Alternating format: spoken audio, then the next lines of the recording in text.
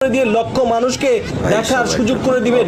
ঘূর্ণিঝড়ে অস্থিরতা হচ্ছে দ্বীপজেলার ভোলার অসংখ্য শত শত মানুষরা এই মুহূর্তে যে জায়গাতে আপনাদেরকে দেখানোর চেষ্টা করছি, এটি হচ্ছে দ্বীপজেলার ভোলার ইলিশা ফেরিঘাটের অবস্থা আপনাদেরকে দেখানোর চেষ্টা করছি, দেখতে থাকুন।